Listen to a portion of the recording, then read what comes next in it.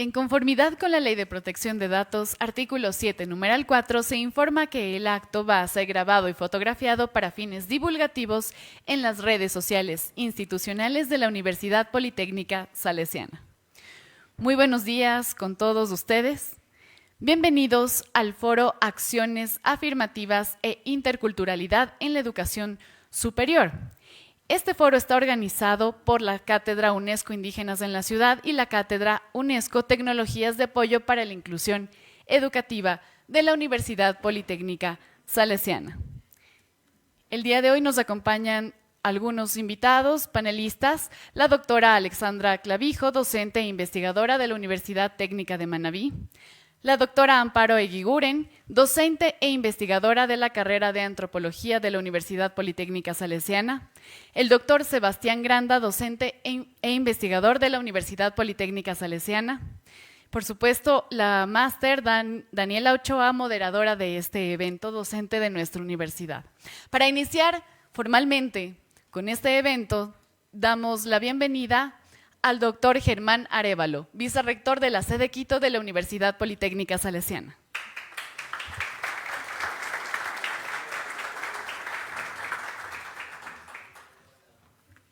Muchas gracias y bienvenidos y buenos días con todos. Estimados panelistas, organizadores del evento, comunidad académica aquí presente. A nombre de la Universidad Politécnica Salesiana de la sede Quito, les doy la más cálida bienvenida a este foro Acciones Afirmativas e Interculturalidad en la Educación Superior.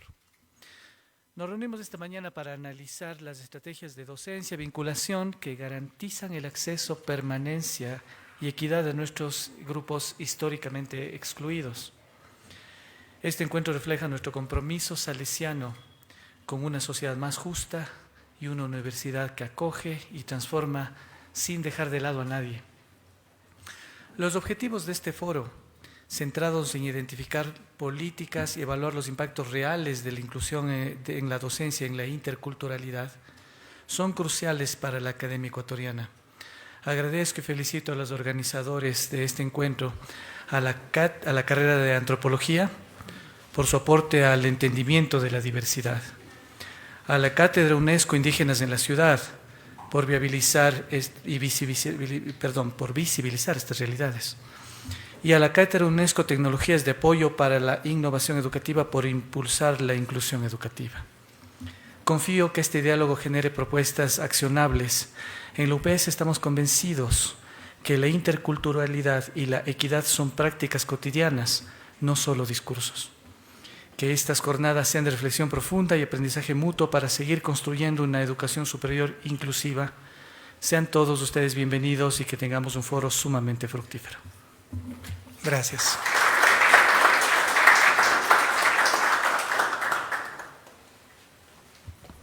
Muchísimas gracias al doctor Arévalo. A continuación damos paso a nuestra moderadora, la máster Daniela Ochoa. Bien, buenos días con todas y con todos. Les damos la más cordial bienvenida a las y los estudiantes que el día de hoy nos acompañan en este espacio y por supuesto también a docentes, a compañeros, compañeras que están el día de hoy. A partir de darles la bienvenida a los presentes, también quiero darle la más cordial bienvenida pues a los ponentes del día de hoy. Iré haciendo la presentación de cada uno de ellos en la medida en que se vayan presentando y haciendo sus propuestas. Quisiera retomar esta idea que ha planteado justamente la Cátedra UNESCO Indígenas en la Ciudad, que está liderada por el doctor Fernando Garcés, junto a la Cátedra UNESCO Tecnologías de Apoyo para la Innovación Educativa y la carrera de Antropología, que ponen en el centro justamente del debate de hoy el tema de la interculturalidad. Este tema que a partir de las políticas renovadas que estamos viendo en Latinoamérica y en varios países del mundo, donde se niega la existencia de los otros, de las otras personas, que no solamente ha negado, sino que está afectando directamente la posibilidad de que hablemos de manera plural en nuestros territorios, pues debe ser debatida, por supuesto, dentro de los espacios académicos.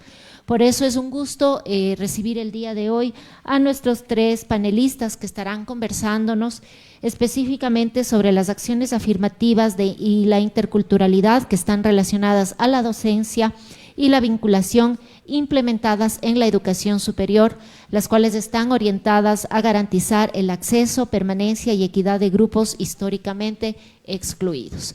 Vamos a tener un tiempo de 20 minutos para cada uno y cada una de las panelistas y bueno, voy a dar comienzo justamente con la persona que está al principio de este panel. Le damos la más cordial bienvenida y agradecemos la presencia de la doctora Alexandra Clavijo Loor. Ella es docente e investigadora de la Universidad Técnica de Manabí y de la Universidad Amauta Iguazí. Ella es doctora del programa de posgrado en educación de la Universidad Federal de Río Grande do Sul, Brasil, con la beca de la Organización de los Estados Americanos, OEA.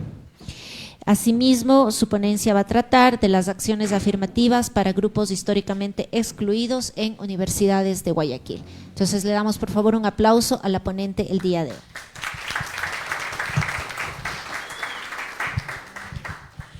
Muy buenos días, doctor Germán Arévalo, no sé dónde se me fue. Lo tenía aquí cerquita. Bueno, doctor Arévalo y en la persona del doctor Arévalo, a todas las autoridades institucionales por la invitación, al doctor Fernando Garcés, quien es director de la Cátedra UNESCO Indígenas en la Ciudad, a quienes me acompañan de la carrera de Antropología en esta mesa, a Sebastián, Amparito, gracias a todos, a todas por su presencia. Me agrada muchísimo estar aquí, a Doris por hacer posible en la gestión de que yo pueda venir acá el día de hoy. Gracias a todos y todas por su presencia. Me alegra mucho que estemos llenos de estudiantes porque la investigación que voy a presentar esta mañana es sobre estudiantes. Voy a presentar unos resultados, un proceso que fue parte de una tesis de investigación en el marco de la maestría en sociología que hice hace algunos años y que la defendí este año, es bastante reciente, en Flaxo, Ecuador. Esta investigación la hice en Guayaquil, en 3 universidades, una de ellas la Universidad Politécnica Salesiana. Ustedes van a encontrar en la presentación que voy a desarrollar, entonces, el título de la tesis, que es Acciones afirmativas en la experiencia académica estudiantil de grupos históricamente excluidos en universidades de Guayaquil. Mi nombre es Alexandra Clavijo, como ya me habían presentado, yo soy profesora investigadora de la Universidad Técnica de Manabí, de la Universidad Amauta Iguazí, que es una universidad intercultural de los pueblos y nacionalidades, y bueno, pues también colaboro en otras universidades del Ecuador, sobre todo a nivel de posgrados. Decirles que además no puedo dejar de decir que me siento en casa porque la Universidad Politécnica Salesiana en Guayaquil recibió esta investigación como parte de su propia misión institucional. Vamos a ver en los resultados los grandes avances que desde una visión de la utopía hacia dónde tenemos que llegar en inclusión, en interculturalidad, en diversidad, la Universidad Politécnica Salesiana ha dado y sigue dando pasos importantísimos en esta construcción. Bien, respecto al argumento central de esta investigación, mencionar que partimos de la idea de que el desarrollo diferenciado de las estrategias de implementación de acción afirmativa como prácticas de tipos ideales, ahí tenemos una base sociológica a partir de la propuesta de Max Weber, que es un tema de construcción de características de fenómenos sociales, el armar teóricamente tipos ideales. Entonces partimos del hecho de que sí existe una implementación según los tipos ideales de esta propuesta teórica, según el tipo de universidad, para trabajar interculturalidad e inclusión. Entonces trabajamos según el sostenimiento y la categoría administrativa de las instituciones, en la universidad pública, con la Universidad de Guayaquil, que es una universidad estatal pública de Guayaquil, la más grande en ese momento por matrícula, la más grande del Ecuador, por cantidad de estudiantes, por matrícula, y a ese tipo ideal le llamamos burocracia y desigualdad en la diversidad. Luego la universidad cofinanciada fue la Universidad Politécnica Salesiana, con el tipo ideal de misión pastoral humanística, por su esencia institucional, su cultura, sus valores institucional, su historia, que le llamamos contingencias históricas para construir el tipo ideal de cada universidad. Y en cuanto a la universidad privada, trabajamos con la Universidad Tecnológica Empresarial de Guayaquil, que es una universidad privada, la cual sostiene un proceso importantísimo desde inicios de este siglo, que se fundó en el 2000, sobre su tipo ideal es tecnología e innovación. Voy a ir explicando a medida que vaya avanzando. La idea de defender aquí es ir hacia una desestandarización de políticas de acción afirmativa en el sistema de educación superior ecuatoriano.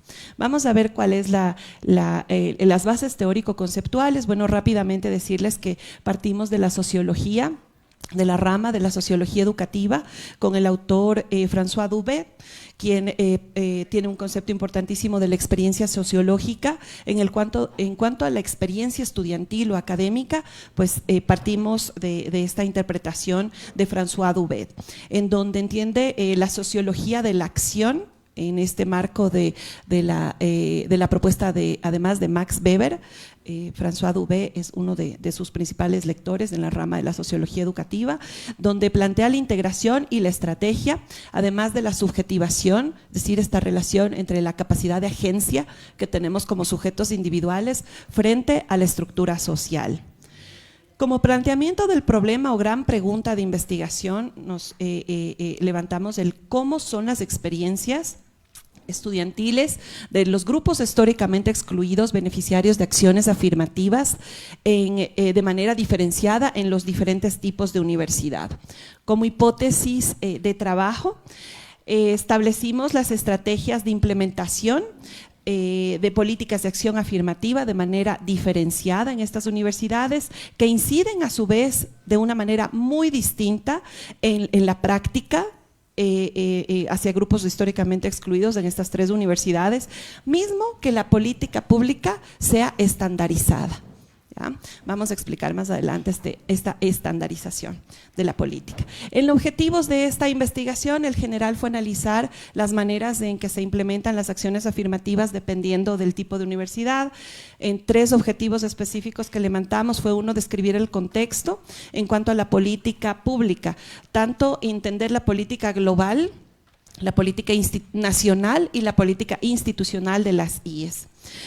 Mostrar también las diferentes formas de implementación de estas políticas, ya pensando en los tipos ideales de cada IES, y también analizar la experiencia académica de grupos históricamente excluidos, que ya era nuestra aproximación e interpretación a la experiencia de estudiantes en estas tres universidades. En cuanto al diseño de la investigación, partimos de un análisis epistemológico desde la tradición sociológica, fundamentalmente desde la propuesta de la investigación de la acción social o la sociología de la acción propuesta por Max Weber. En cuanto al alcance, aquí el tema metodológico es importante para comprender qué hicimos para recopilar la información, para entender, por supuesto, a partir de esta perspectiva epistemológica. El alcance fue explicativo y también es importante decir que exploratorio. Los informantes no fueron representativos, tuvimos de una manera aleatoria y también por conveniencia, aplicando la técnica de bola de nieve, además el tema de recogida de información. El recorte temporal es súper importante porque hay un hito en la educación superior del Ecuador que se dio en el 2014. La CENESID en el 2014 propuso un programa de política de cuotas en el que fue parte de la Universidad Politécnica Salesiana. Participaron, no recuerdo, 5 o 6 universidades, pero privadas y cofinanciadas. Entonces, a partir de esa experiencia, la política de cuotas dirigida a grupos históricamente excluidos tiene toda una tradición aquí en el Ecuador por parte de la relación pública-privada, relación del Estado con las universidades privadas y cofinanciadas. En cuanto a la unidad de observación, son las IES que ya he mencionado, las instituciones de educación superior en Guayaquil. En cuanto al abordaje y tipo de investigación, trabajamos un enfoque cualitativo principalmente, inspirado por el estudio de caso múltiple por levantado por Robert Yin, y conocer sistemas sociales, fenómenos complejos, que es en el caso del sistema de educación superior lo que queríamos ver, y de manera comparada un tema específico que es este de las acciones afirmativas para grupos históricamente excluidos. Mencionarles en la metodología las técnicas que ocupamos: entrevista en el caso de estudiantes, en el caso de también de, les llamamos autoridades, aunque no siempre son autoridades, sino que representan a la unidad de bienestar universitario que directamente tiene relación con la implementación de las acciones afirmativas. Y también hubo una dimensión documental donde analizamos los documentos oficiales de las instituciones en cuanto a la rendición de cuentas, para observar qué tipo de acción afirmativa, de políticas concretas tenían en cada universidad. Entonces, ahí, ¿qué es lo que pasa? Entendemos que hay acción afirmativa como becas, dependiendo del tipo de universidad, como ayudas económicas y también como descuentos en el caso de la universidad privada.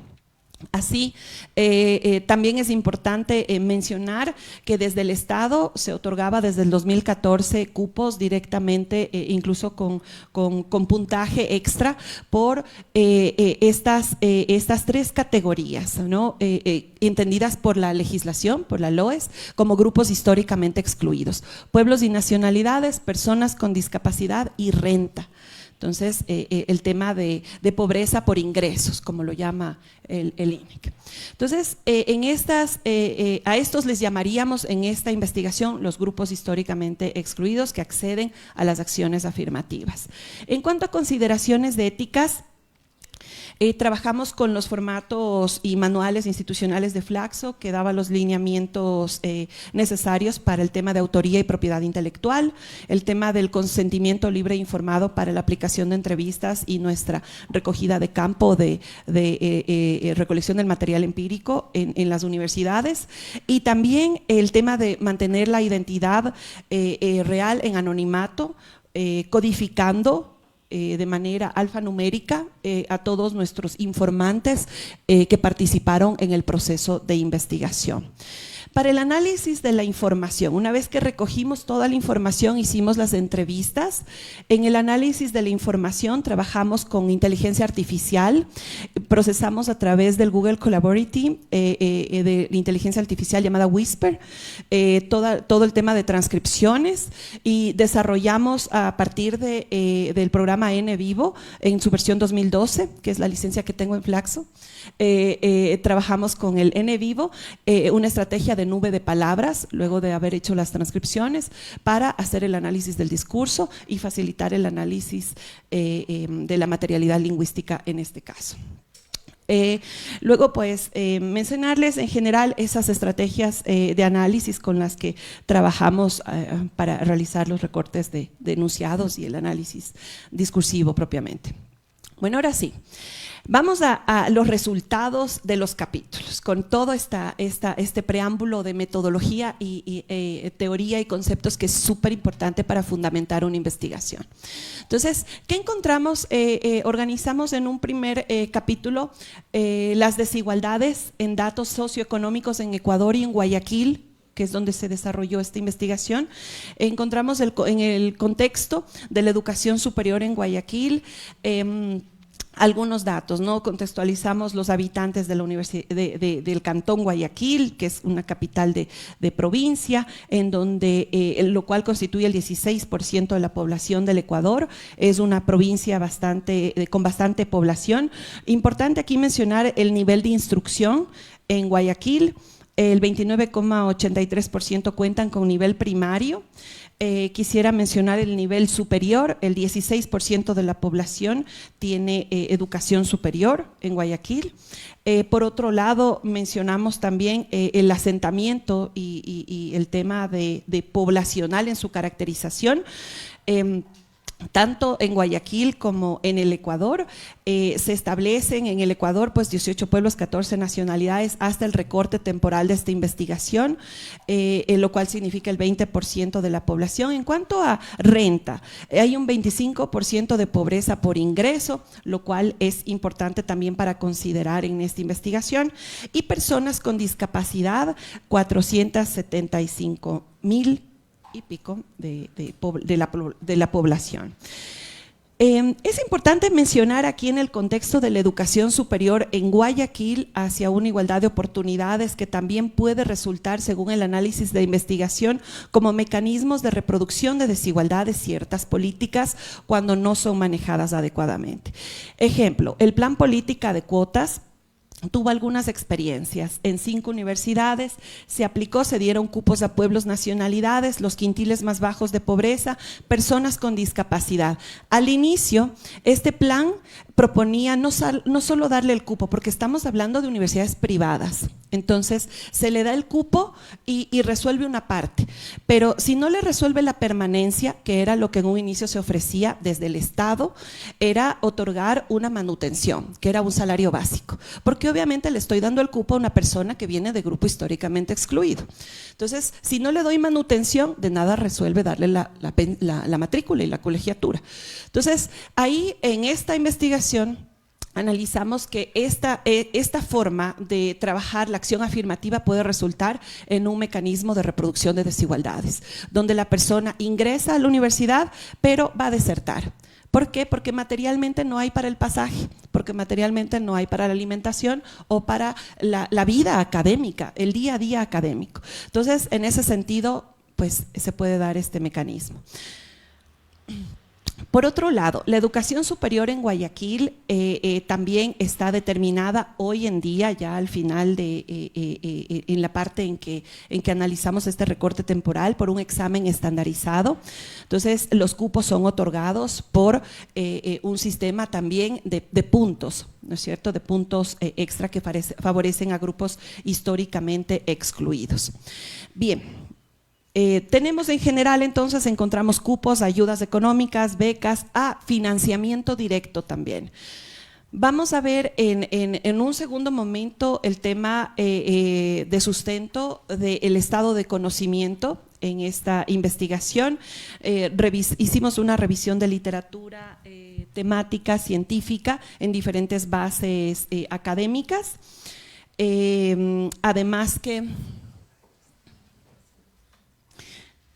Además que hicimos, bueno, ahí principalmente la discusión conceptual se centraba, vemos a inicios de los 2000, sobre el concepto grupos históricamente excluidos, que van en cuanto al acceso, la inclusión. Ahora que a partir del 2015 ya se venía discutiendo de otros temas, al 2017 se amplía la noción de grupos históricamente excluidos hacia una noción de marginalidad, de exclusión social, justo por causas inherentes a la desigualdad estructural e histórica. Vemos también un avance en esta revisión de literatura, una evolución del concepto de acción afirmativa en cuanto a inicios de siglo, la discusión sobre la discriminación positiva, luego pasa la acción afirmativa como antecesor y precedente a la política de cuotas o prevalente al sistema de cuotas, estaría el sistema de cuotas o la política de cuotas dentro del gran espectro de la acción afirmativa. El caso de Estados Unidos es relevante, donde incluso hay procesos legales en reclamo a políticas de acción afirmativa. Y en el caso de Brasil también es un tema que ha evolucionado muchísimo, el de las cuotas raciales, y la discusión avanza entre la renta básica, la cuota racial y la educación superior que tiene su sistema. Ahí, en cambio, no es la cuota por el puntaje, sino que favorecer a todos los estudiantes que vienen de escuela pública, de educación pública. Entonces, las universidades suelen reservar cupos, una cantidad de cupos para todos los que vienen de educación pública. Vimos también entonces las experiencias en trayectoria académica en Colombia, Chile, México, Argentina, sobre lo que significa la acción afirmativa en cuanto a las condiciones de vida de la población negra, que por más que accedan a la educación superior, la calidad de vida no tiene gran cambio. En caso de Chile, no es tan favorable tampoco la trayectoria académica, se focaliza solo en el acceso, que es un gran debate hoy en día a escala global, y el tema en México, que igual no tiene los mejores resultados por los proyectos académicos de mecanismos de acción afirmativa, así como también en Argentina, donde también se analiza hoy en día, en la actualidad, los temas de pospandemia y el tema de la virtualidad, que ya es otro asunto a discutir hoy en día. En cuanto a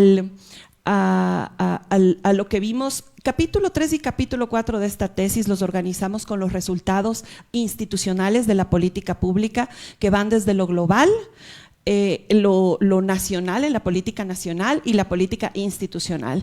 Y en el siguiente vamos a ver la experiencia de los estudiantes. Entonces, en cuanto a la política global de las acciones afirmativas, analizamos las conferencias mundiales de educación superior dadas por la UNESCO, desde París 1998, París 2009 y la última, la de Barcelona del 2022. Entonces, ahí podemos ir viendo cómo evoluciona también la discusión del tema acción afirmativa, igualdad de oportunidades en la educación superior del mundo. Entonces, vemos que en el 98 la discusión era el acceso, la lucha discursiva era el acceso. En el 2009 vemos el acceso, la equidad, la calidad, considerar a la educación pública como un bien público, ¿cierto? Y conservarla, defenderla como un derecho humano fundamental.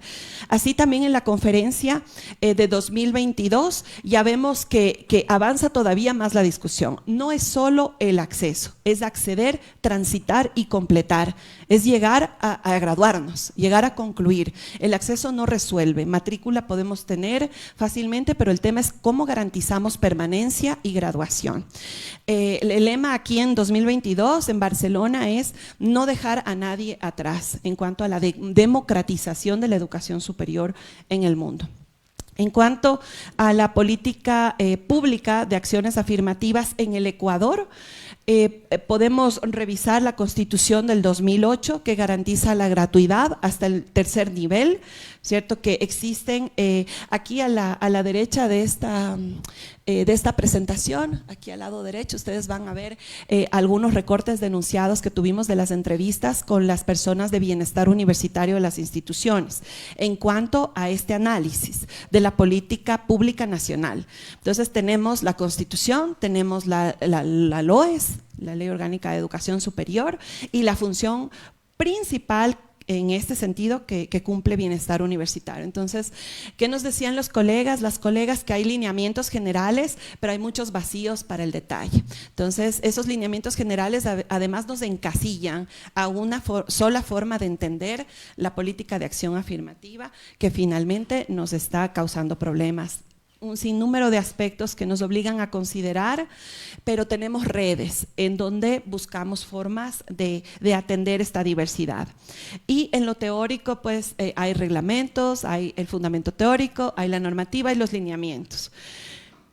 En esta tablita, que está muy pequeño, pero yo les voy a resumir aquí que analizamos. En esta tablita hicimos el análisis documental, aquí está resumido este análisis, donde vimos todos los documentos de rendición de cuenta de las 3 universidades, empezando de izquierda a derecha están la Universidad de Guayaquil, la del centro es la Salesiana, la de la derecha es la UTEG, la Tecnológica Empresarial de Guayaquil.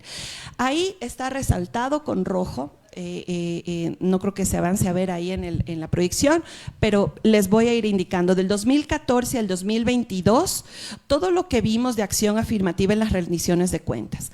Generalmente la unidad de bienestar universitario reporta el tema de becas, el tema de inclusión a través de ayudas económicas, descuentos, etcétera.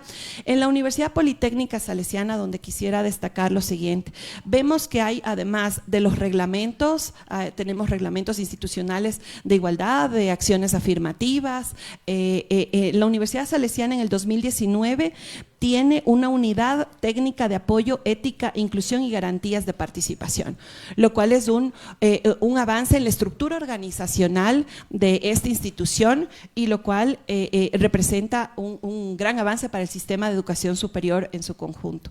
Entonces, que es realmente ejemplar para las universidades. Bien. De aquí mencionar la caracterización de las universidades y su implementación específica en la política de acción afirmativa. Empezamos por la Universidad de Guayaquil, a la que le dimos el tipo ideal en este análisis de burocracia y desigualdad en la diversidad. Entonces, la Universidad de Guayaquil, además históricamente, es ese el orden también, el orden histórico de las universidades. Es fundada en 1867, es un referente además político en Guayaquil y nacional. Tiene al 2022 cerca de 75,000 estudiantes en matrícula y bueno, pues encontramos aquí que la experiencia en Guayaquil es los cupos y la ayuda económica. Los cupos que lo da en este momento, hasta esta investigación, lo daba la CENESID, ¿cierto? Y había que presentarse al examen que era estandarizado, general, y el tema de las ayudas económicas. Aquí viene un problema central para la Universidad de Guayaquil, que no es el mismo problema del resto de universidades, por el tema presupuesto, por el tema ejecución presupuestaria, porque se entiende además desde las universidades muchas veces la ejecución presupuestaria igual que cualquier ministerio, igual que cualquier institución pública. Entonces vamos a ver frente a esa dinámica cómo responden en esa experiencia los estudiantes. Bien, ahora, la Universidad Politécnica Salesiana, con su misión pastoral humanística. Encontramos, la universidad se funda en 1800, bueno, la misión, la obra evangélica educativa en el Ecuador viene en 1888 y en Guayaquil, en la sede, que está ya desde 1998. Entonces, existe Universidad Salesiana en Guayaquil, pero sí tiene una trayectoria anterior, lo cual los estudiantes destacan muchísimo, porque ellos dicen, nosotros somos salesianos. Muchos de ellos dicen, ya venimos con una educación salesiana desde antes, no es que nos venimos a ser salesianos recién ahorita. Entonces, en Guayaquil hay un trabajo importantísimo en este sentido. Los estudiantes lo destacan. Aquí, las acciones afirmativas, encontramos becas, descuentos, ayudas, infraestructura, que los estudiantes destacan un montón, ya van a ver en la experiencia. El tema del express, el tema de la tutoría, son algunos elementos específicos, prácticos, de la política de acción afirmativa que la Universidad de Guayaquil implementa, la Universidad en Guayaquil, la Salesiana implementa allá en el campus María Auxiliadora y en el campus Centro. No sé si ustedes tengan conocimiento de los campus allí en Guayaquil. Son estos dos campus que hicieron parte de esta investigación. En cuanto a la Universidad Tecnológica Empresarial, es la más nueva. Entonces, se fundó como instituto en 1995, se llamaba Intesco, es una universidad privada, desde el año 2000 se llama UTEG en sus siglas, y su principal política institucional para acción afirmativa es ayuda financiera y becas. Entonces, puede haber un descuento, una beca total, beca parcial, ¿ya? Y también ayuda financiera, es decir, ellos tienen un crédito directo. Con lo cual los estudiantes pagan una pensión muy bajita, dependiendo a cuánto se le pueda diferir. Se le pueda diferir el tema del descuento, la beca, si fuera parcial. Bien. Ahora, en los resultados de los estudiantes, de la experiencia estudiantil, tuvimos 5 ejes analíticos. En la percepción de las acciones afirmativas, tenemos el seguimiento y acompañamiento de grupos históricamente excluidos, el desempeño académico, los tratos entre pares y los tratos entre docentes y estudiantes. Entonces, resultados en la Universidad de Guayaquil. En estos 5 ejes, de los cuales levantamos la información con la experiencia estudiantil. La percepción de la acción afirmativa en la Universidad de Guayaquil, por ejemplo, en el caso de renta, uno de nuestros principales discursos, que no solo es un tema del discurso de un enunciado individual, sino que nos permite entender la categoría. La pregunta es, o la exclamación aquí, ¿habré pasado casi un semestre y medio sin ayuda económica? ¿Qué es lo que les decía? La Universidad de Guayaquil da ayudas económicas que tiene que ver, como cualquier institución pública, con una ejecución presupuestaria.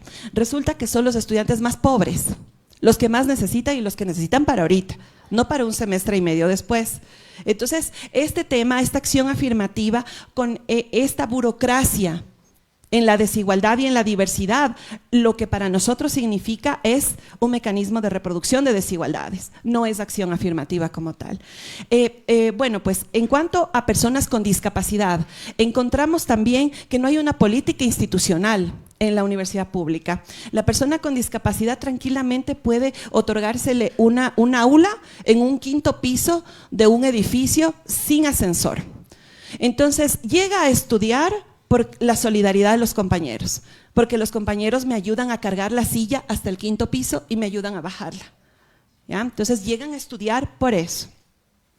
Por ejemplo, vamos a la Universidad Politécnica Salesiana y de estos resultados, lo cual aplaudo, y ustedes deben sentirse muy orgullosos por los resultados de esta universidad en Guayaquil. Miren, la acción afirmativa, ¿cómo perciben los estudiantes? La universidad da una buena ayuda a cada estudiante, da becas, da descuentos y tiene nuestro express. Sobre todo eso destacan los estudiantes de María Auxiliadora, del campus María Auxiliadora.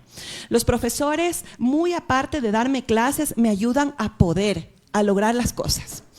Sin duda, el desempeño es mejor de los grupos históricamente excluidos porque la universidad me está dando un chance, me está dando toda la oportunidad y yo, esforzándome, voy a lograr, porque además tengo el express, porque además tengo el profesor, tengo la tutoría, etcétera. La mayoría, ellos destacan lo que les decía, vienen de colegios salesianos que son bastante inclusivos, ya somos salesianos desde antes, somos solidarios desde antes. Y también los profesores ven otro tipo de método para ayudarnos cuando nos ven personas con discapacidad y tal. No puedo dejar de nombrar el tema de la infraestructura. Ellos destacan muchísimo, sobre todo el campus María Auxiliadora. Los estudiantes con discapacidad visual tienen una movilidad impresionante en el campus María Auxiliadora, además del Express. Finalmente, la Universidad Tecnológica Empresarial de Guayaquil destaca las becas, las facilidades de pago que tiene esta universidad, que es privada, que los profesores, sobre todo en los posgrados, tienen una apertura, una inclusión. Ahí tuvimos participación de pueblos y nacionalidades indígenas en la UTEG haciendo posgrados, lo cual ellos destacan la metodología, la solidaridad con los compañeros y la articulación, sobre todo la metodología que ellos tienen, que es el tema tecnológico e innovador. Finalmente, en conclusiones, observamos aquí un sólido marco normativo y una escasa a nivel nacional, ¿no? Y una escasa adaptación a contextos particulares. Se constató que la condición socioeconómica ligada al desempleo, subempleo, pobreza atraviesa y profundiza otras desigualdades, lo cual nos lleva a pensar la acción afirmativa desde un enfoque interseccional. En cuanto a las escalas de la política educativa, en lo global, en lo nacional, en lo institucional, vemos una articulación, pero en la práctica, en la experiencia estudiantil, sí existe una forma de estandarización que las IES tratan de desestandarizar con sus propias posibilidades, y lo cual ya como sujetos con nuestra capacidad de agencia dentro de estos tipos ideales, tratamos de hacer con que la acción afirmativa sea una realidad y lleguemos a una conclusión de los estudios y la graduación de nuestros estudiantes. Con esto cerrar las conclusiones de este estudio, agradecer su atención y bueno, pues felicitar a la Universidad Politécnica Salesiana por los resultados.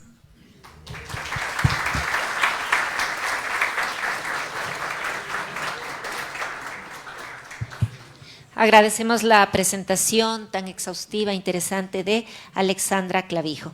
A continuación vamos a dar paso a la presentación del doctor sociólogo Sebastián Granda.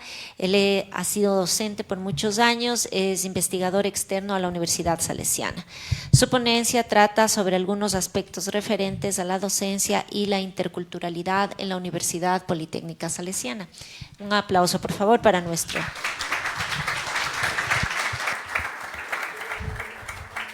Gracias, Tani. Buenas tardes. ¿Sí jalamos dos presentaciones más? Está bien, está bien. Bueno, Willy, porfa. Bueno, a ver, creo que vamos a estar muy a tono con lo que dijo Alexandra y también Amparito. ¿Sí? Estamos tratando el tema de educación superior y también equidad, exclusiones, interculturalidad. Y lo que yo quería el día de hoy es presentarles algunos resultados de una investigación que hicimos aquí en la Universidad Politécnica Salesiana desde el Centro de Formación e Investigación Intercultural, estuvo a cargo de Soledad Guzmán y mi persona, ¿sí? Con ese tema. La idea era ver qué había hecho la Salesiana, ustedes saben que estamos cumpliendo 30 años, qué ha hecho la Universidad Politécnica Salesiana en materia de formación con pueblos indígenas y afrodescendientes, ¿sí? Y obviamente, fíjense, es 1994-2024, ¿sí? Que son los 30 años que ha tenido vida la Universidad Politécnica Salesiana. Porfa, Willy. ¿Cuáles fueron los dos objetivos, ¿sí? Que nos propusimos con el equipo del centro y especialmente con Soledad? En primer lugar, el primer objetivo era caracterizar la oferta de programas de formación impulsados por la UPS de manera directa o indirecta con población indígena y afrodescendiente, ¿sí? Como profesores que trabajamos aquí tantos años, sabíamos que habían algunos programas, ¿sí? Que trabajaban con pueblos indígenas, habían algunos programas que daban acceso a población afrodescendiente, pero no teníamos claro cuáles eran todos los programas. Entonces, una primera idea era construir este universo de programas, ¿sí? Que han trabajado directa o indirectamente con población indígena y afrodescendiente y tratar de hacer algunas caracterizaciones, ver si había algunas cosas en común entre todos estos programas. Y el segundo objetivo era identificar y analizar aquellas dimensiones clave de los programas formativos que contribuyeron a sostenerse en el tiempo y a lograr un impacto importante en la vida y en los proyectos colectivos de la población destinataria. ¿Sí? Obviamente no íbamos a analizar en la segunda parte todos los programas, sino escoger algunos, hacer un estudio de caso y ver qué es lo que les permitió a estos programas sostenerse en el tiempo y tener un impacto relevante en la vida de los pobladores, en este caso población indígena y afrodescendiente, pero también en sus proyectos colectivos, ¿sí? No se olviden que estamos hablando no de personas sueltas, individuos, son también individuos, pero son pueblos, ¿sí? Son pueblos y nacionalidades en el caso del mundo indígena y pueblos en el caso del pueblo afrodescendiente, ¿sí?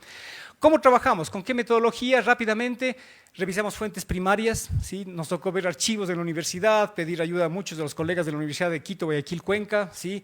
Los documentos de creación de los programas, de seguimiento de los programas, informes de cierre de los programas, ¿sí? Revisión también y análisis de fuentes secundarias. Ya se han hecho algunos estudios sobre estos programas que han trabajado con población indígena y afrodescendiente en la universidad. También conversaciones tematizadas con actores vinculados a los diferentes programas, profesores, directivos, etcétera. Y finalmente ya entrevistas en profundidad con actores claves de los 3 programas que seleccionamos para la segunda parte, ¿sí? Que era un análisis mucho más cualitativo. Eso en cuanto a la metodología.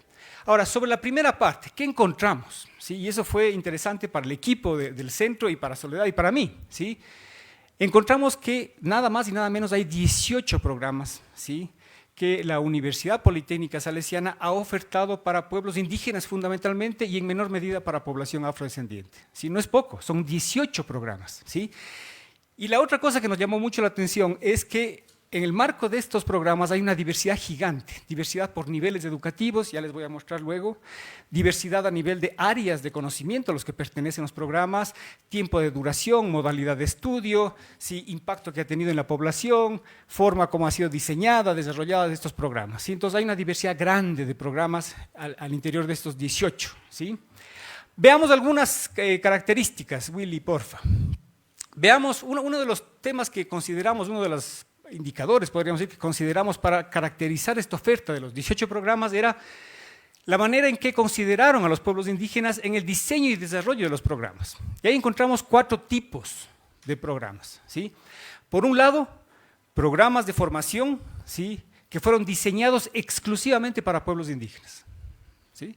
Ejemplo, la carrera de Educación Intercultural Bilingüe. Aquí hay algunos profesores del día de hoy. Es una carrera que nace en el 94 pensada para fortalecer las capacidades de docentes de las escuelas interculturales bilingües, al inicio en Zumbagua, Cotopaxi, pero luego fue ampliándose a otras provincias, ¿sí? O otro ejemplo, la carrera de ingeniería, como en producción, bueno, ingeniería agropecuaria, pongámosle, en ese momento tenía otro nombre. También fue pensada para trabajar con campesinos indígenas, ¿sí? Al inicio de los cantones de Cayambe y Pedro Moncayo, ¿sí?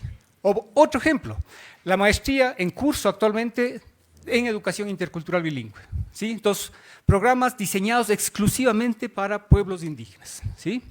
Hay otro tipo de programas que consideraron a la población indígena como un grupo importante entre sus potenciales destinatarios, ¿sí?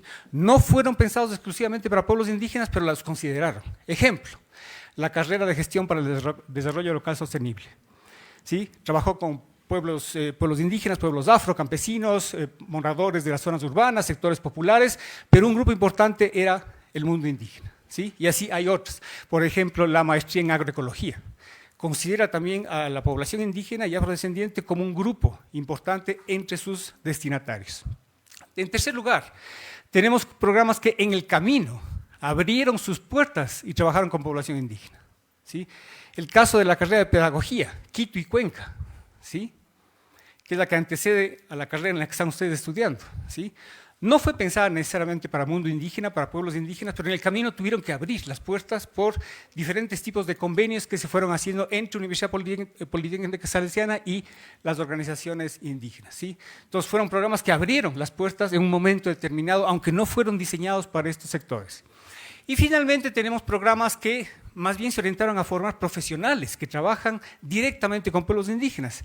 Tenemos ahí la experiencia de la carrera de antropología aplicada, ¿sí? Que igual sigue vigente y que con el tiempo también dio cabida a población afrodescendiente y población indígena, ¿sí? Veamos otra variable que utilizamos para caracterizar este universo de programas. El nivel educativo, fíjense, es interesante porque uno pensaría que solamente hay a nivel de pregrado, pero la Salesiana también ha trabajado a nivel de pregrado y posgrado con población indígena y afrodescendiente. A nivel de pregrado tenemos 3 tecnologías, ¿sí? Un ejemplo es la tecnología en aprovechamiento de recursos naturales que se trabajó con población shuar, ¿sí? Y fue pensada directamente para esa población. Tenemos 7 programas de licenciatura, carrera de IB, la que les comentaba, la carrera de gestión para el desarrollo local sostenible, otras. Hay una ingeniería, la ingeniería agropecuaria, ¿sí? Pero también tenemos posgrados. Hay un diplomado que tuvo mucha fuerza, que es el diplomado en participación política, participación y gestión política, ¿sí? Donde se formaron más de 100 líderes indígenas de las zonas rurales. Y también tenemos 6 maestrías, fíjense, que han dado cabida, ¿sí? O han sido pensadas directamente para población indígena o han dado cabida de manera explícita ya desde su diseño a población indígena y afrodescendiente. Y una carrera que este rato está funcionando, es nueva, que es la carrera de enfermería en Cayambe, ¿sí? Es una carrera que desde el inicio se pensó como una carrera que también iba a dar cabida a lo que es las parteras, sector de servicios campesino indígena de la zona de Cayambe y de Pedro Moncayo, ¿sí? Veamos otra variable, áreas de conocimiento. Esto es interesante también, ¿sí? Tenemos 4 programas en agricultura, son subáreas de conocimiento de acuerdo a la UNESCO, ¿sí? 5 programas en ciencias sociales y del comportamiento humano, 6 programas en educación, fíjense en la fuerza que tiene educación, siempre para la Salesiana, obviamente eso no es novedad, ¿sí? 2 programas en el tema de medio ambiente, en el área de medio ambiente, y un programa en salud, que es la carrera de enfermería. Entonces, fíjense, hay una diversidad interesante. Lo que queda medio como interrogante es qué ha pasado en esto que se llaman las ciencias duras, ¿no? No hemos pensado todavía en, por ejemplo, las ingenierías de sistemas, ingenierías civiles, mecatrónicas, todavía ahí no encontramos, ¿sí? Una apuesta clara por lo que es pueblos indígenas y pueblos afrodescendientes. Otro dato interesante, fíjense en el ámbito territorial de incidencia, ¿sí? Porque estas carreras, luego va a aparecer nuevamente, han trabajado en modalidades no presenciales, ¿sí? Modalidad distancia, semipresencial, híbridas, y fíjense en la incidencia que ha tenido. De los 18 programas que les comentaba, 10 han tenido un alcance nacional, si no es que han sido pensados para ciertos territorios.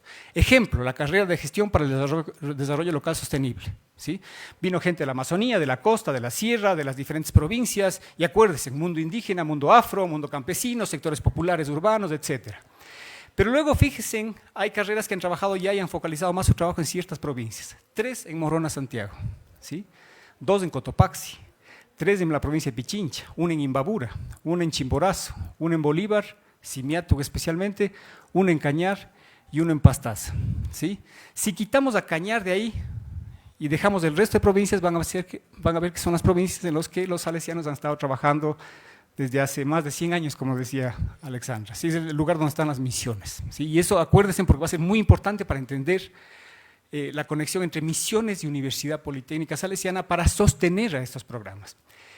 Y un último indicador o variable para que veamos cómo se caracteriza esta oferta de los 18 programas. Ha habido un énfasis, sí, se ha trabajado con población shuar, se ha trabajado con población achuar en la Amazonía, pero lo fuerte ha estado en el trabajo con población quichua, ¿sí?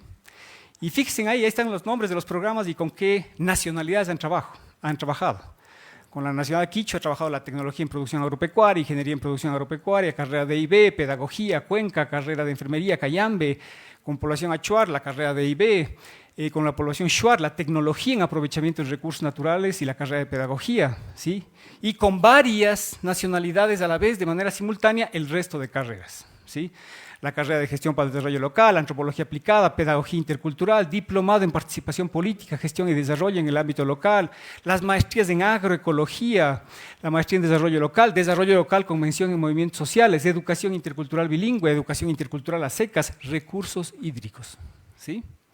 Otro dato interesante. Entonces, fíjense en la variedad, o sea, no solamente son bastantes programas, ¿sí?, de pregrado y de posgrado, sino también hay una diversidad interna grande de esta oferta que ha generado la Universidad Politécnica Salesiana para pueblos indígenas fundamentalmente y en menor escala muy poquito para pueblos afrodescendientes, que es un pendiente, yo creería, ¿sí?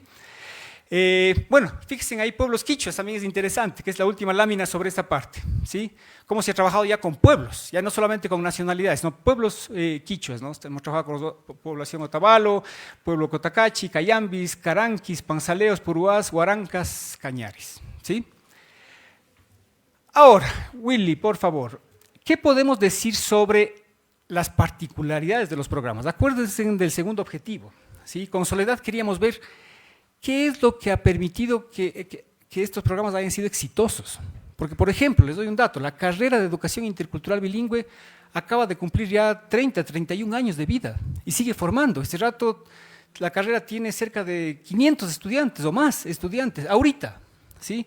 La carrera de gestión para el desarrollo local, fíjense, comenzó a operar en 1998 y cerró sus puertas en el 2023. ¿Sí? Estamos hablando de carreras de largo aliento, con mucho éxito, con muchos egresados, con muchos graduados, y que si uno, por ejemplo, conversa con los egresados y graduados, van a decir que ha tenido un impacto importante en términos individuales, familiares, pero también a nivel colectivo, de sus comunidades y pueblos. ¿Sí? Entonces la pregunta era, ¿qué es lo que ha hecho posible? ¿Qué aspectos de estos programas han ayudado a que sean exitosos estos programas? ¿Sí? Y les he puesto 3 ideas, hay mucho más para discutir, pero por cuestiones de tiempo les voy a mostrar 3 aspectos que son relevantes para entender estos programas y de estas 3 carreras que escogimos como casos. ¿Sí? Willy, porfa. Primero tenemos aspectos relacionados con el nacimiento de los programas. Esto es muy interesante. Los 3 programas no nacen en la universidad. Me dice, pero ¿cómo si son universitarios? No nacieron en la universidad. La ingeniería agropecuaria, la carrera para gestión del desarrollo local y la carrera de IB nacen en territorio. Si no fueron pensadas desde el escritorio de un docente o de un equipo de docentes o del vicerrector o del rector, nacieron en territorio. Ejemplo, la carrera de educación intercultural bilingüe nació en el marco del trabajo que desplegaban la misión salesiana en Zumbao, con las organizaciones indígenas en la apuesta por fortalecer la educación intercultural bilingüe de esa zona. Es ahí donde nace la idea y es ahí donde nace el proyecto. Es más, ya se armó el proyecto, se escribió el proyecto allá, no acá. ¿Sí? Obviamente, inclusive fíjense que ese proyecto nació antes de que se creara la Universidad Politécnica Salesiana.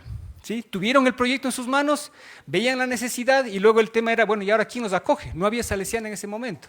Se pasearon por varias universidades, nadie les paró bola, hasta que finalmente los misioneros de Zumbao dicen, en Cuenca se acaba de crear la Universidad Politécnica Salesiana, son nuestros hermanos. Y se viene el trámite. Lo mismo pasó con la carrera de ingeniería agropecuaria. No nació aquí, no fue pensada desde aquí, nació en Cayambe, ¿sí? En las zonas rurales de Cayambe y Pedro Moncayo, ¿sí? En el marco del trabajo que desplegaba la Casa Campesina, que también son salesianos, ¿sí? Con toda la población y desde muchas décadas atrás. Es en ese contexto, y luego de muchos años ya de formación, de capacitación continua, etcétera, que dicen es necesario ahora dar un salto a una ingeniería, ¿sí? Y ahí se formula, hay un requerimiento, hay un trabajo con las organizaciones, se ve la importancia y la necesidad de una ingeniería, de dar un salto ya a una ingeniería agropecuaria con los campesinos, ¿sí? Y obviamente ahí se genera el proyecto, se diseña el proyecto y luego vienen a la Universidad Politécnica Salesiana a decir, vean, formalicemos esto, ¿sí? Es muy interesante. Lo mismo pasó con la carrera de Gestión para el Desarrollo Local. Entonces son carreras, son programas que nacen en el territorio y desde el territorio. La Universidad Politécnica acoge estos programas, los pule, los pone bajo la normativa, en ese tiempo creo que era CONUEP, ¿sí? Ahora es CASES, se hace, etcétera, había otra instancia, lo pule, lo da formato y se aprueba, ¿sí? Eso nos lleva al otro punto, unita más atrás.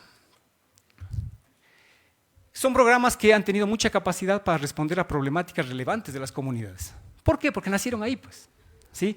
Y nacieron a partir de la confluencia de lo que es las misiones salesianas, organizaciones no gubernamentales, nacionales, internacionales, organizaciones indígenas y comunidades indígenas. Entonces, obviamente tenían que ser programas totalmente pertinentes porque nacían de los requerimientos, de las problemáticas vividas, sentidas, procesadas, reflexionadas por los comuneros. Entonces no había cómo perderse. Ojo, no es el profe ilustrado en Quito sentado con su laptop pensando, ¿cómo ayudaré? No, no, allá estaban las papas quemando y desde ahí se levantan esos programas, ¿sí? Entonces, si ustedes revisan con detenimiento no solamente el estudio, sino cómo fueron creados las propuestas de estos programas, van a ver que fueron programas que respondieron a problemáticas relevantes. Si escasez, por ejemplo, no tenían líderes con poca capacidad para el manejo de lo local, profesores que no habían logrado tener una titularidad o que les faltaban ciertas herramientas para potenciar la educación intercultural bilingüe, o por ejemplo campesinos que no tenían las herramientas necesarias para impulsar un verdadero trabajo agrícola, agropecuario, con miras a un desarrollo rural, etcétera, etcétera. Y por último, fíjese en este tema, son programas que desde el inicio nacen en una apuesta por el empoderamiento de las comunidades y sus proyectos políticos. No había dónde perderse. Si son programas que nacen de los problemas comunitarios, ¿sí? Son programas, y ustedes leen los objetivos de esos programas, objetivos generales, específicos, etcétera, van a ver que se dirigen directamente a cubrir, ¿sí? A fortalecer, primero a cubrir las demandas, pero a fortalecer las capacidades individuales, familiares y colectivas de las comunidades con las que trabajaron. Por eso he puesto ahí apuesta por el empoderamiento de las comunidades y de sus proyectos colectivos. Participación de las comunidades y organizaciones siempre fue central.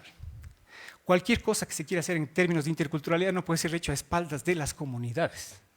Tiene que ser hecha con ellas y manejado y gestionado con ellas. Rápidamente, otros aspectos, pero más ligados a la sostenibilidad de los programas y el sostenimiento de los estudiantes. Verán, son programas que están funcionando algunos 30 años ya. Sí, ya les expliqué, un aspecto interesante es cómo confluyen y hay sinergia entre diferentes actores. La UPS como uno de ellos, las misiones salesianas, ONGs de diferente tipo, nacionales, locales, internacionales, también el mismo Estado en ciertas ocasiones y organizaciones comunitarias y las mismas comunidades. Sin esa confluencia y sin esa sinergia no hubieran funcionado esos programas y no hubieran funcionado 30 años, ¿sí? El otro tema es, que también lo dijo ya Alexandra, el tema del aseguramiento del acceso y permanencia de los estudiantes. Verán que estamos pensando en programas que funcionaron con población campesina y con población campesina indígena muchas veces, pero de muy lejos, ¿sí? Simiatuk para arriba, Cangagua para arriba, etcétera, Amazonía para adentro, ¿sí? Y ahí el tema financiero fue clave, ¿sí? Becas, pensión diferenciada, créditos con diferentes formas de devolución se activaron para poder posibilitar el acceso de población indígena campesina a estos programas. No solamente para que entren, sino para que se mantengan y se gradúen. Ahí me acordaba una cosa interesantísima, por ejemplo, en la carrera de Ingeniería Agropecuaria. Ellos funcionaron más con créditos, ¿sí? Y la devolución era de dos maneras, o pagaban al final de la carrera en cash o se devengaba con trabajo comunitario. ¿Quién definía qué debía hacer el estudiante para devengar vía trabajo comunitario? La comunidad, ¿sí? Diferentes formatos. Y el otro tema es la modalidad de estudio, ¿sí? Modalidades no presenciales, híbridas, distancias de todo tipo, ¿sí? Con centros de apoyo también que implementó la universidad. ¿Por qué? Porque la apuesta siempre fue la universidad va a territorio y no a la inversa. porque eso los salesianos saben mejor que nadie. Si traemos a los estudiantes a Quito, después es muy difícil que retornen, ¿sí? Entonces, más bien la apuesta fue cómo llevamos a la universidad, y ahí vino todo este tema de crear centros de apoyo, pero también pensar en modalidades muy creativas. Y la última lámina, diseño curricular. ¿Qué encontramos aquí? También encontramos que, si ustedes revisan las propuestas curriculares, los proyectos, van a encontrar que tenemos propuestas curriculares totalmente originales e innovadoras, únicas en ese momento. La carrera de Educación Intercultural Bilingüe fue de las primeras carreras en América Latina en pensar en cómo formamos docentes del sistema de educación intercultural bilingüe, ¿sí? Lo mismo la ingeniería agropecuaria para población campesina, ¿sí? Lo mismo gestión para el desarrollo local. Entonces son carreras con un enfoque muy interdisciplinario, ¿sí? También con una estructura inversa. Aquí un mini paréntesis, por ejemplo, la ingeniería agropecuaria de ese momento dio la vuelta al pensum, ¿sí? Trabajaron las materias de especialización abajo y las materias básicas arriba, ¿sí? Y fue un éxito porque obviamente en ese tiempo el padre Javier decía, no, los campesinos ellos ya saben cómo trabajar, más bien hay que darles fuerza al oficio, ¿sí? Y luego entramos en la parte ya de las físicas y las etcétera, etcétera, ¿sí? Entonces muy innovador, muy creativo, con titulaciones intermedias, obviamente por el sector con el que se estaba trabajando, la posibilidad de que al año tengan una titulación, al final otra, etcétera. Entonces, propuestas curriculares muy innovadoras, muy creativas, metodologías también muy ricas, muy innovadoras, ¿sí? Solamente les pongo algunas de las palabras que han ido apareciendo cuando entrevistábamos y revisábamos los proyectos: minga de pensamiento, articulación entre trabajo de aula y unidades productivas, autoinvestigación, sistematización de saberes y experiencias, o sea, toda una apuesta de pensar, inventarse estrategias pedagógico-didácticas para trabajar con estos sectores, poblaciones, en el marco de una apuesta política, ¿sí? Y por último, un equipo docente con un perfil adecuado. Ya se imaginarán que no cualquier docente puede sostener estos programas. Tenía que ser gente que había tenido ya un trabajo largo con población indígena, con mucha sensibilidad, ¿sí? Pero también abierto a la inventiva, ¿sí? En este contexto, cómo formamos agrónomos, ingenieros en agronomía en este contexto. Entonces, claro, es un equipo muy interesante y con mucha disponibilidad. No se olviden que la apuesta era la universidad va a territorio, y eso implicaba que el docente también pasaba viajando. Donde menos estaba era aquí, en Quito. Y es hasta ahora se vive en la carrera de Educación Intercultural Bilingüe. Eso es, colegas, muchas gracias.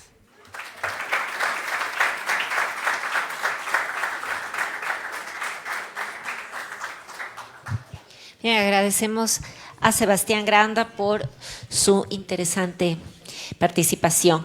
A continuación vamos a dar paso a la máster antropóloga Amparo Eguiguren.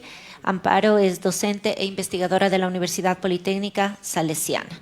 Su ponencia trata sobre algunos aspectos referentes a la interculturalidad en la vinculación con la colectividad en la Universidad Politécnica Salesiana. Te escuchamos entonces, hombre. Willy, no sé si se puede poner la presentación. Ya. No.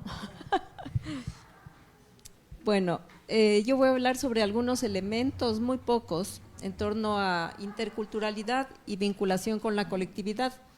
Me imagino algunos de ustedes también se han vinculado con proyectos de la universidad que están trabajando en territorios, proyectos de vinculación.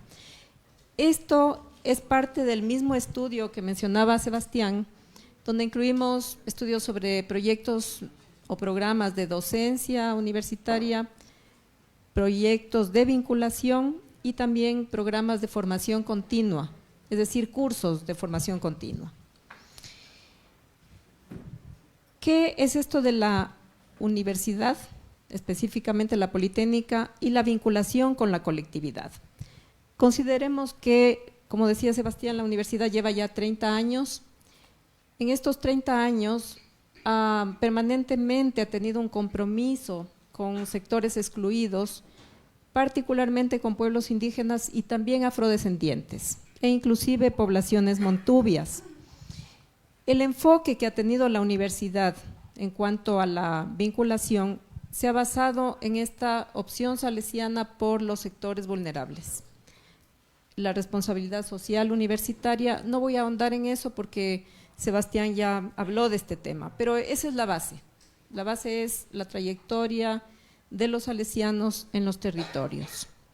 pero también la idea de vinculación está relacionada con cómo logramos articular la docencia universitaria, la vinculación y la acción social, y también la investigación. No sé si algunos de ustedes, estudiantes, están también formando parte de proyectos de investigación. Hay proyectos de vinculación, proyectos de investigación, hay programas de formación continua, además de las carreras en las cuales ustedes están participando. Entonces, la idea es cómo lograr articular la docencia, lo que ustedes están aprendiendo, con lo que está ocurriendo en los territorios, a través de la vinculación con esos territorios.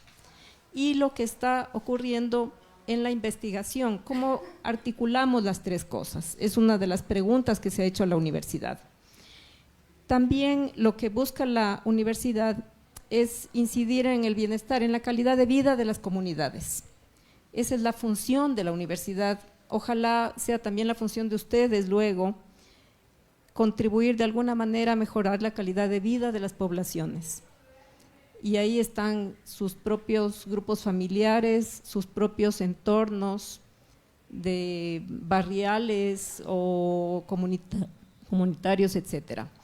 Y cómo, estamos hablando también de interculturalidad, cómo se logra integrar los saberes científicos. Ustedes están en eso, van a aprender a hacer investigación, a hacer ciencia. ¿Cómo integramos esos saberes científicos con los conocimientos locales y culturales? Es decir, la interculturalidad está muy orientada a reconocer lo que las comunidades saben, a valorar lo que las comunidades saben. La universidad entonces entiende la cultura como una dimensión esencial del desarrollo. Cuando hablamos de desarrollo de este país, ahora se habla del progreso, etcétera, etcétera. No podemos hablar del progreso de este país sin pensar en la cultura. No está distanciada, no es una cosa que no tiene nada que ver. ¿Cómo logramos vincular los saberes comunitarios con ese progreso que se pretende lograr en el país? La siguiente, Willy. Bueno, ¿cuál ha sido la respuesta de la universidad para poder llevar adelante estas propuestas de vinculación? Han hecho una serie de planes de acción, de programas de acción, que en realidad dan lineamientos, dan líneas de acción de acuerdo con las necesidades nacionales y que buscan también integrar la teoría con la práctica, los saberes científicos con los saberes comunitarios. Quiero referirme al último, a este plan de vinculación del año 24-27. Este último plan lo que propone es una estrategia de consolidación de lo que fue la reforma de Córdoba en el año 1918 con la Cumbre de la Tierra del año 1972. ¿Qué propone la reforma de Córdoba? Se refiere a la educación universitaria. Y la Cumbre de la Tierra de 1972 se refiere al ambiente, a la ecología. Entonces, lo que busca es basarse en esto para considerar a la universidad como un actor comprometido con los pueblos, nacionalidades, pero también con el ambiente. Y eso se va a reflejar en los programas de vinculación. La siguiente, Willy.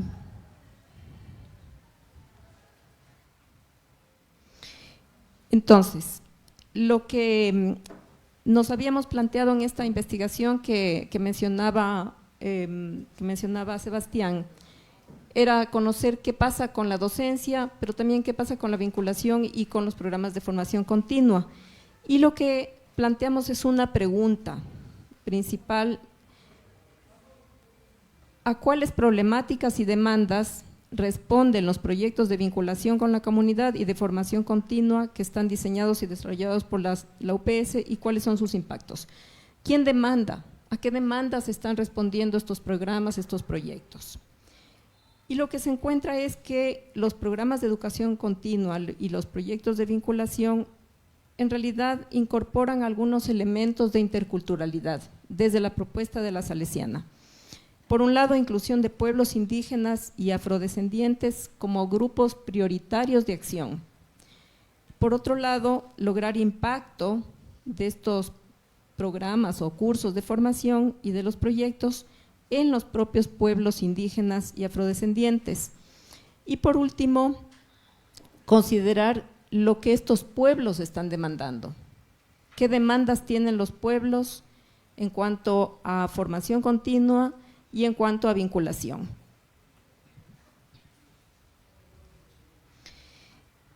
Entonces, lo que hicimos es dividir en el estudio lo que se refiere a cursos de formación y lo que se refiere a programas de vinculación.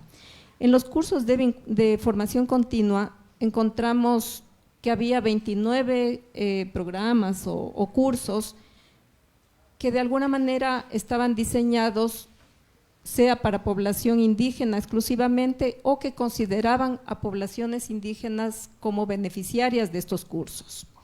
Se encuentra que hay una diversidad de propósitos en estos cursos de formación, una diversidad de temáticas, de zonas de incidencia, de poblaciones destinatarias, de duración e intensidad de los cursos. Estos cursos han sido ejecutados por más o menos 15 carreras distintas de la universidad en las 3 sedes. Y una síntesis de los temas que se han considerado exclusivamente en cursos de formación. Por un lado está todo el tema de desarrollo productivo sostenible, de gestión territorial. Entonces hay cursos de agroecología, de gestión productiva local, de riego comunitario, de sistemas de información geográfica aplicadas al manejo en fincas, de producción lechera, etcétera, que lo que buscan es fortalecer las capacidades técnicas de quienes siguen los cursos y capacidades ambientales también. La otra línea de los cursos de formación continua es ciudadanía, derechos y equidad social.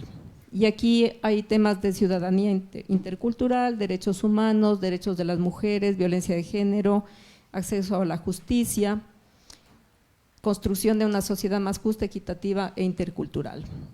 Un siguiente grupo de temas se relaciona con la gestión social, el liderazgo, la gobernanza local, y un último grupo con educación intercultural bilingüe, incluyendo ahí la didáctica del quichua, el manejo de la lengua quichua, pero también del español académico para pueblos indígenas, sobre todo de Huasaquenza, temas de planificación curricular, etcétera, pensando en la formación docente, pero también en la revitalización lingüística, en considerar que en el Ecuador tenemos todavía vigentes alrededor de 14 lenguas diferentes y que eso hay que considerarlo, revalorizarlo, tomarlo en cuenta.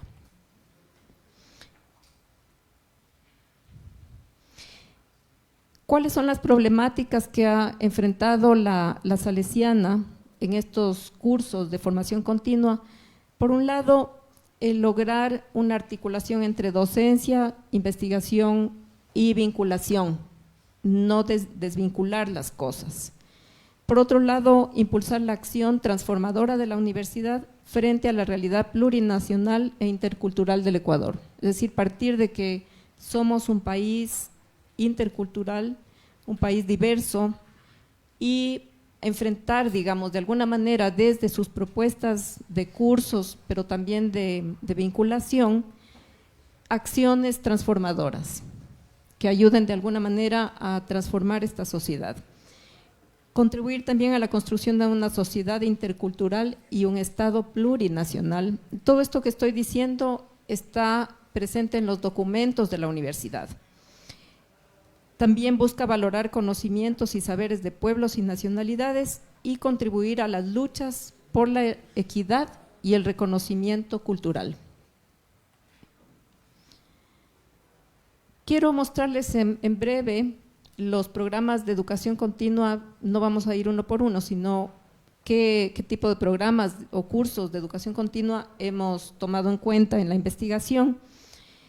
Encontramos que de los 29 programas investigados, hay un alto número de programas que están en el ámbito de las ciencias sociales y muy escasos cursos de formación en áreas de ciencias naturales y de ingeniería. La mayor incidencia en cuanto a las provincias ha sido en Pichincha, Azuay, Cotopaxi, Imbabura y Bolívar, debido a la presencia salesiana en las misiones salesianas, que es lo mismo que estaba mencionando hace un rato Sebastián. También hemos visto que los cursos evidencian un compromiso con la vinculación social, una cercanía con la vinculación social, con la formación de actores locales en temas de liderazgo, de gestión pública, diálogo, ciudadanía intercultural. Y aquí tomamos en cuenta, como para profundizar un poco más, hacer un análisis cualitativo, tomamos en cuenta 3 cursos de formación continua. El primero es un curso que se hizo con el proyecto Diálogos como Instrumento de Paz. El curso se llama Gestión de Conflictos y Negociación Política.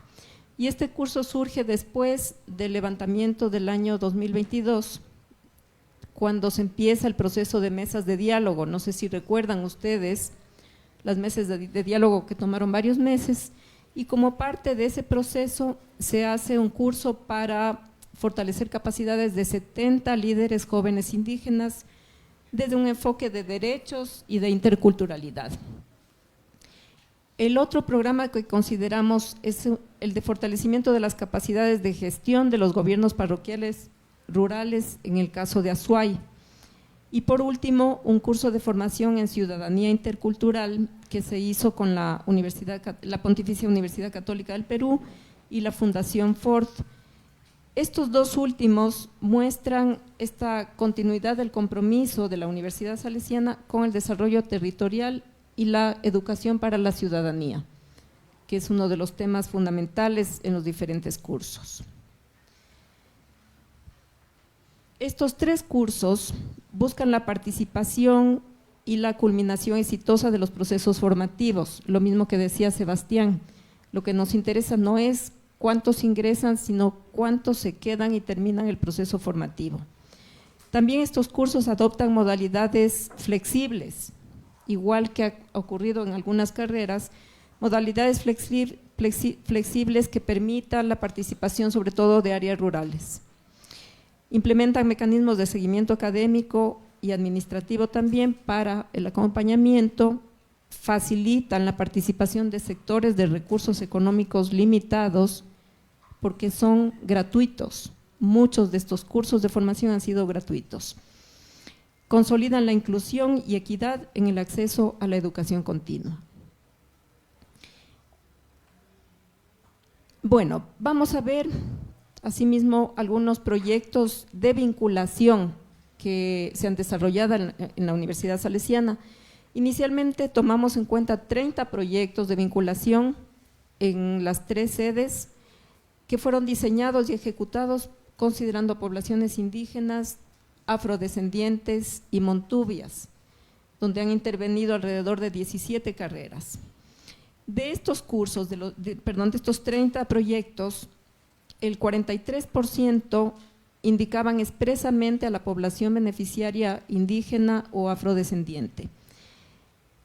A estos les hemos llamado proyectos directos, pero también hay un 57%, una mayoría de proyectos que sí tenían como beneficiarios a poblaciones, sea indígenas, afrodescendientes o montubias, pero que no las mencionaban. Al analizar los proyectos de vinculación, dónde se desarrollaron, cómo se desarrollaron y qué resultados tuvieron, nos damos cuenta que trabajaron con poblaciones indígenas o afrodescendientes, pero no fue mencionado eso en el proyecto, entonces los consideramos indirectos. Los temas que han abordado estos proyectos de vinculación están relacionados con diálogo de saberes, y ahí estamos considerando la interculturalidad, con respeto a las culturas, a las lenguas indígenas, con mejoramiento de la producción agrícola, agroindustrial, artesanal, turística e inclusive pesquera, mejoramiento de las condiciones de vida de las poblaciones, fortalecimiento de la cultura digital, también se ha considerado eso importante en comunidades indígenas o afrodescendientes o montubias, fortalecimiento de capacidades microempresariales y educativas, temas también de educación, fortalecimiento de la lengua, la cultura y la identidad. Bueno, esto hemos visto. Pasemos a la siguiente. Quiero hablarles de 3 proyectos de vinculación que nos han parecido importantes, que deberían considerarse como ejemplo también para nuevos proyectos de vinculación y para que la universidad en realidad vaya profundizando esto de la vinculación considerando la interculturalidad. El primer proyecto se llama Kikin Yachay Rurashpa, es construcción del modelo educativo propio del pueblo originario quichua de Sarayaku.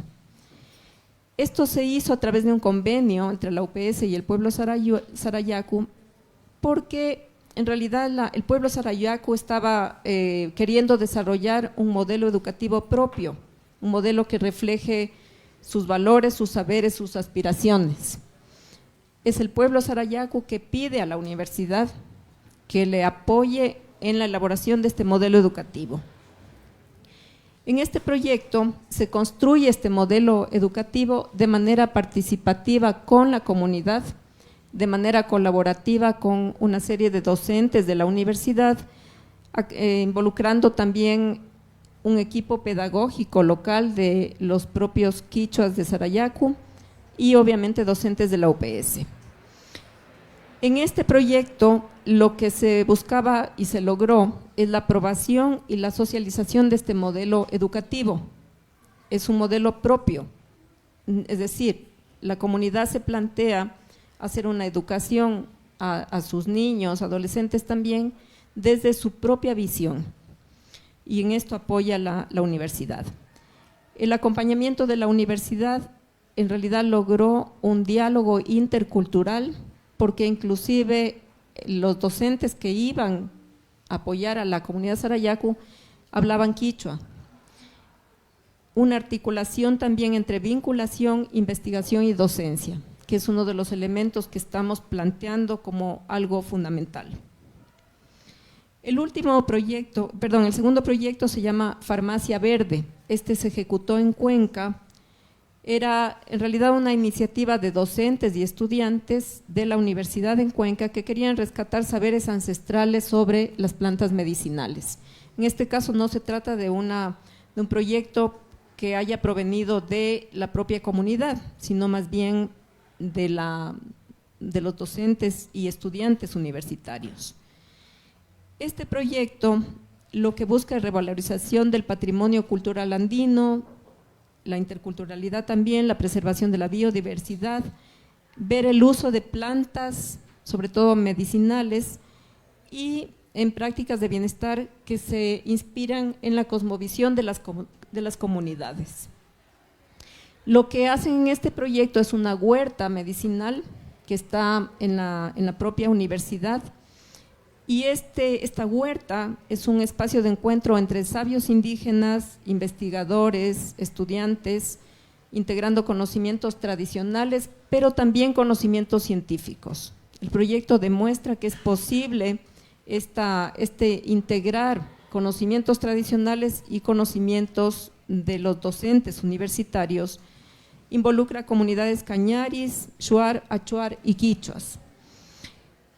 Lo que hacen es investigaciones comparativas entre plantas medicinales urbanas, que también en Cuenca se utiliza plantas medicinales, y rurales. Hacen una serie de publicaciones académicas, hay tesis y hay prácticas también de los estudiantes en este proyecto.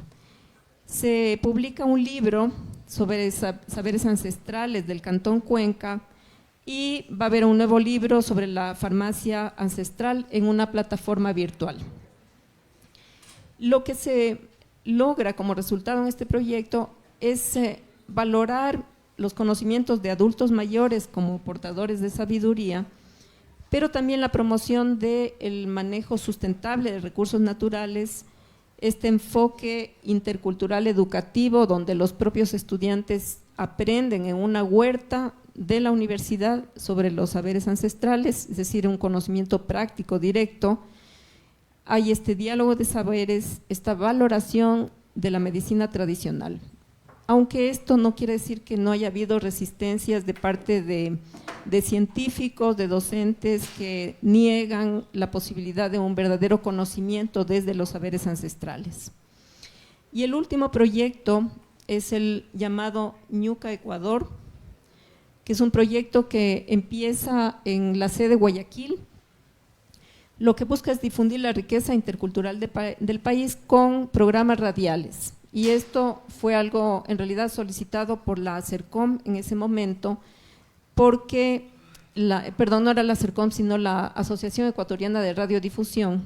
Eran 300 emisoras de radio que tenían que difundir pequeños spots de la cultura o de las culturas en el Ecuador. Entonces, en este proyecto participan muchos estudiantes de la sede de Guayaquil, pero también algunos de Quito y de Cuenca, y lo que hacen es pequeñas cápsulas radiales, para lo cual van a las comunidades indígenas, pero sobre todo afrodescendientes y montubias, y logran 2.587 cápsulas radiales, una serie de programas que reflejan la cosmovisión, tradiciones y saberes de los pueblos del Ecuador. Estas 2.500 cápsulas radiales se reproducen en 300 radiodifusoras del país.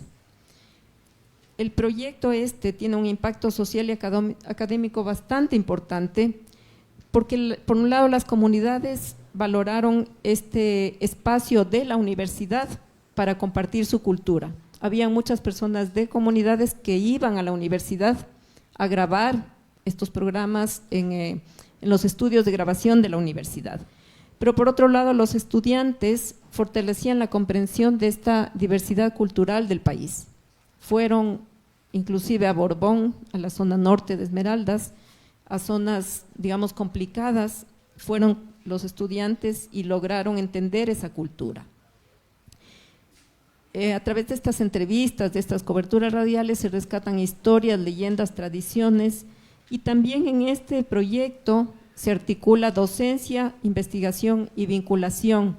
Se articula teoría, por ejemplo, sobre la comunicación, y práctica, y experiencias comunitarias. Algunas conclusiones quiero presentarles brevemente. La primera es que la UPS ha construido una trayectoria importante en el tema de vinculación social y que está sustentada en la identidad salesiana, en esta identidad, en este compromiso con los sectores populares, pero todavía hace falta avanzar en una interculturalidad crítica, una interculturalidad de doble vía, donde las comunidades sean más protagonistas y las ideas no provengan solamente de la universidad, y más bien se recuperen ideas desde las comunidades. También se evidencia avances institucionales en la planificación, en la gestión de la vinculación, en la incorporación del enfoque intercultural en los planes estratégicos. Pero todavía hay desafíos en la sistematización de estas experiencias, en la evaluación, en la articulación de las funciones universitarias, esto de la docencia, la investigación y la vinculación, indispensables para el desarrollo de la práctica intercultural. Y por último, todavía hace falta fortalecer la función social e investigativa de la universidad, generando conocimientos que sean útiles para redefinir las políticas institucionales y construir alianzas horizontales con los pueblos indígenas y afrodescendientes. Muchas gracias.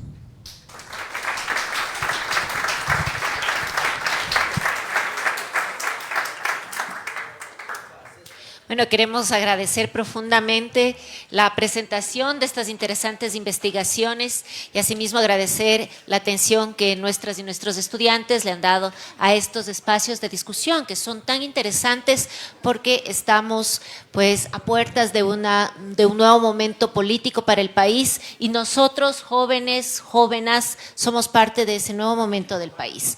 Así que depende mucho de lo que hoy escuchemos, de cómo hoy nos sensibilicemos para responder al futuro del Ecuador.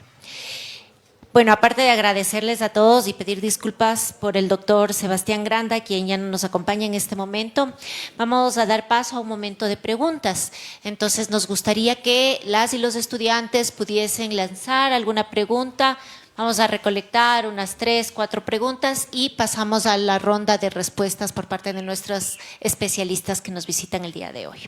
Entonces, nos gustaría escucharles.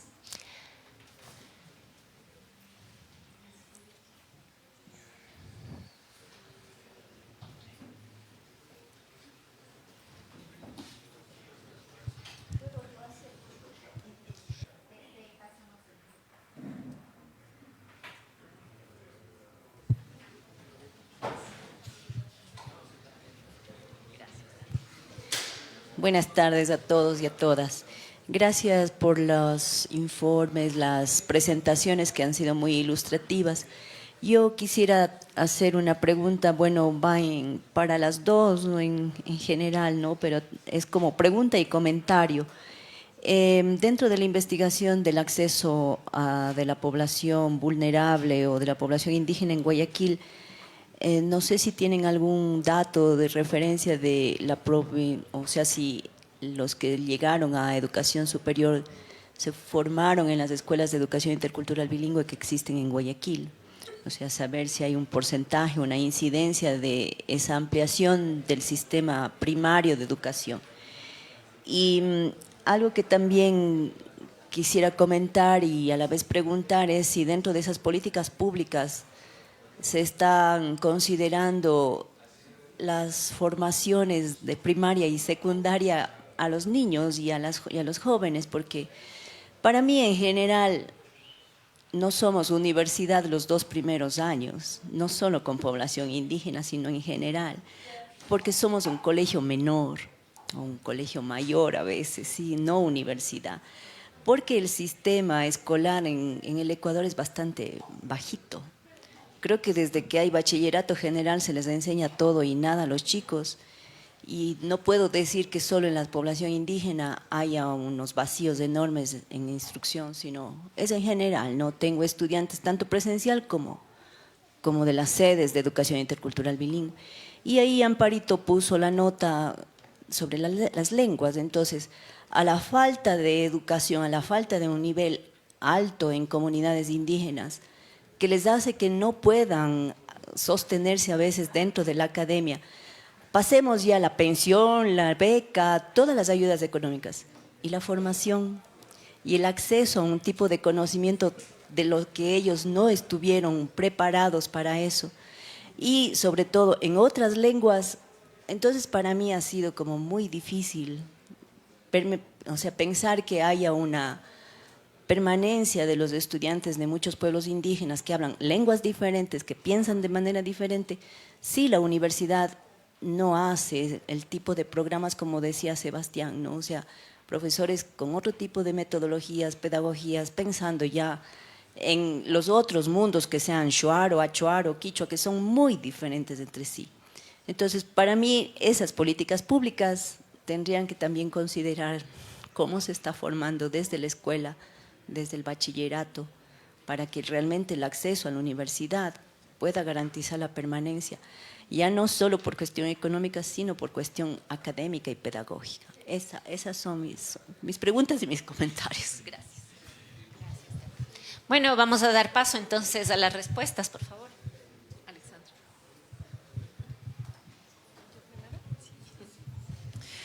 Bueno, muchas gracias por la pregunta.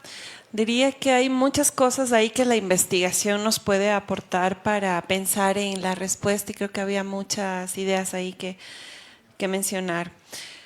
Bueno, en respecto a un dato numérico, esta investigación no manejó los datos de población universitaria y contrastar matrícula con culminación en dato estadístico.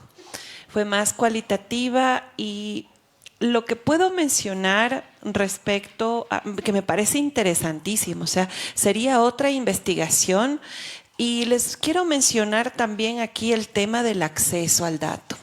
El acceso al dato es muy complicado en las universidades. El tener este tipo de dato es prácticamente imposible para una profesora que no es de ninguna de las universidades.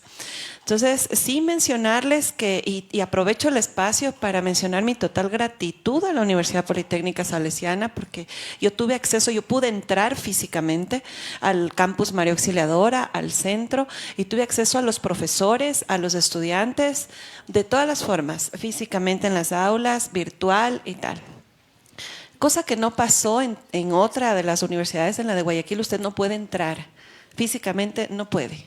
No, es imposible, porque por el tema de seguridad, pero es imposible entrar. Si usted quiere entrar, tiene que mandar un correo que hasta el día de hoy no ha sido respondido. Entonces, el acceso al dato es súper complicado para nosotros investigadoras, profesoras, entonces pero bastante importante.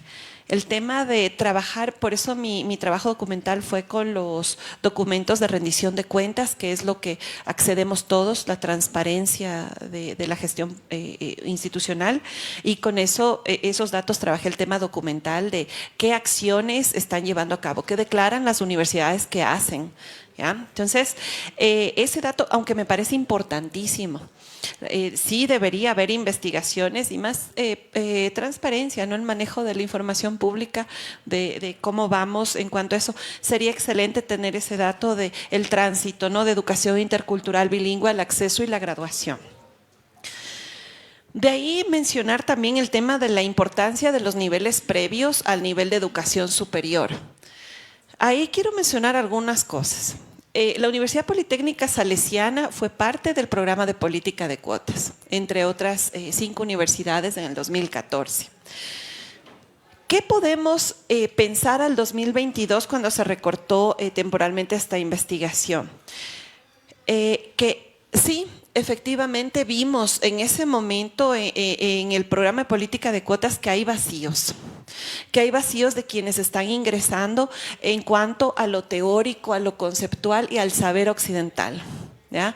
A nuestros conocimientos, las bases de tanto de la educación general básica como del bachillerato, y qué nos llega a la educación superior. Hay vacíos, hay muchas diferencias de colegio a colegio, de red pública a privada, fiscomisional, etc.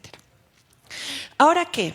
Si hay un sector, la acción afirmativa en las universidades no resuelve todo.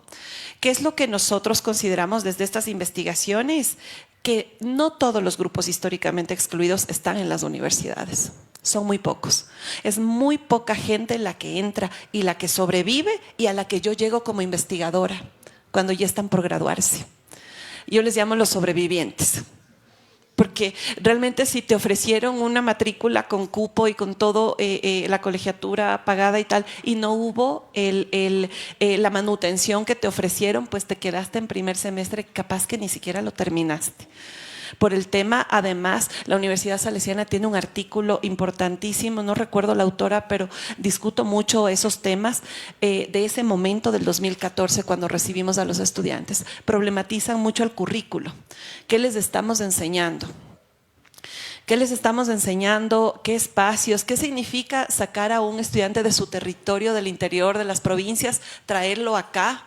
Y sin nada, siquiera dónde vivir, ¿ya? Y sin nada, o sea, y a un entorno totalmente diferente. Entonces, discuto mucho aquello también con un artículo publicado en el caso de la experiencia en la universidad, donde yo trabajé y procesé estos datos de esta experiencia en 2014. Ahora, ¿qué? De los que sobreviven, ¿no es cierto? Muchos de ellos sí mencionan, vienen de escuela pública, de colegio público, de pueblos, nacionalidades, discapacidades y sobre todo pobreza por ingreso, que es el tema que le consideramos en la categoría renta. Que de los que llegan a culminar no entienden como una barrera el tema de la desigualdad en cuanto a los vacíos, sino que tienen condiciones de vida que les permite, por solidaridades familiares, amistades, compañerismo en las universidades, que logran suplir esos vacíos y logran llegar hasta la culminación de los estudios sin problema. Esto claramente los que llegan a los últimos semestres y a culminar, pero efectivamente sí hay vacíos bastante importantes que causan deserción desde los primeros años, y el problema sigue siendo acceso, un problema histórico, una desigualdad estructural histórica hacia los grupos históricamente excluidos, entendidos por nuestra política pública nacional como pueblos, nacionalidades, personas por bajo ingreso o pobreza por ingreso, y personas con discapacidad. Esas personas no estarían en el sistema de educación superior en su gran mayoría, y es la gran lucha que tenemos que hacer desde las universidades, que consecuentemente, como es la Universidad Politécnica Salesiana, demostrado en esta investigación, que de manera consecuentemente por su misión, por sus principios, por su trabajo histórico, tanto en la misión pastoral, religiosa, como en el sector educativo, lo han demostrado que tienen un compromiso con el Ecuador y todos sus pueblos.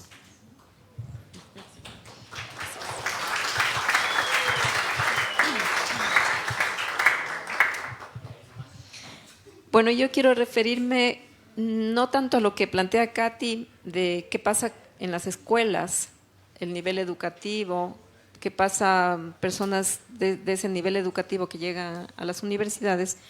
Quiero más bien referirme a si es que nuestras universidades son verdaderamente incluyentes. Y pienso inclusive en la Salesiana, que decimos sí, es incluyente, le interesa estos sectores más vulnerables, pero yo veo todos los días, por lo menos aquí, los estudiantes que están, ¿cuántos son indígenas? ¿Cuántos son afrodescendientes? ¿Cuántos son montubios? Yo no veo. La universidad está abierta, pero los estudiantes no pueden venir. Quizás no pueden pagarse la universidad, quizás no pueden pagarse, como dice Alexandra, la manutención. Entonces, ¿cuán incluyente es la universidad? Podemos ver en la Universidad Central la misma pregunta. ¿Y qué está pasando? Lo que estamos haciendo tal vez es separar, porque Alexandra también trabaja en la Universidad Amauta Iguasi, y ahí sí nos puede contar de estudiantes indígenas. Entonces, estamos separando. ¿Realmente estamos siendo incluyentes o no estamos siendo incluyentes? Y allí estamos hablando de acciones afirmativas o no, verdaderamente afirmativas. No sé si Alexandra nos cuenta un poquito de la Amauta Iguasi. Bueno, ahí quisiera mencionar dos cosas, y quiero aprovechar también, si me permiten, saludar a Ítalo Chicaiza, que está aquí presente acompañándome, es el director de la carrera en la que colaboro en la Amauta Iguasi, que se llama Gestión del Desarrollo Infantil, Familiar y Comunitario.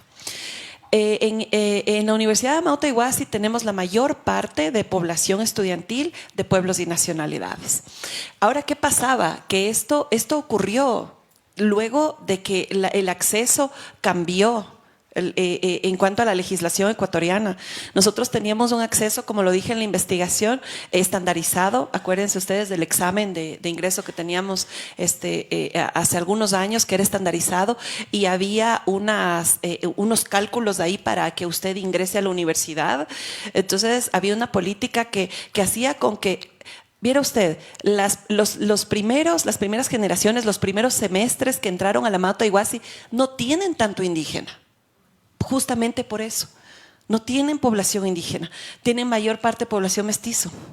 Y claro que tienen, pero les digo, o sea, de un curso de 30, tal vez 2, tal vez 3, así. O sea, no es la mayor parte de población indígena. Luego cambió la forma de acceso, la política de acceso, en donde se descentralizó, ya no era la CENESID la que repartía los cupos, sino se descentralizó y las universidades aplicaban su política de acceso. Ahí ganamos. Porque ahí la Universidad Amauta Iguasi hizo su propia, justamente atendiendo la educación propia, que tenemos en la perspectiva de interculturalidad y en la construcción de este Estado plurinacional. Ajustamos estos temas para que el sistema de acceso favorezca a los pueblos y nacionalidades. Y con ello, hoy sí, tenemos la mayor parte de la población estudiantil que es de pueblos y nacionalidades. Y es una universidad donde cabemos todos y todas, en cuanto a lo que población ecuatoriana significa. Gracias.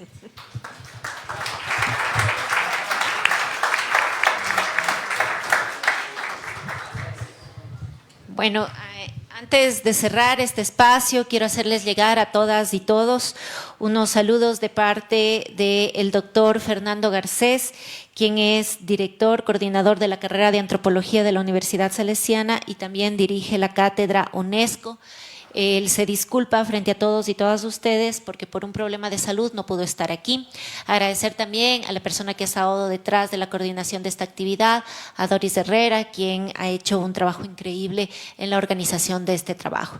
Y por supuesto agradecerles a todas y todos por su espacio aquí. Esperemos que haya algo que se haya sembrado ahí o por lo menos alguna pregunta que en el fondo nos haga pensar bien hacia dónde estamos encaminándonos como poblaciones, porque eso no es una cuestión solo de indígenas o de afrodescendientes. Esto nos convoca a todos y todas, porque eso es el país. Muchas gracias y que tengan una excelente tarde.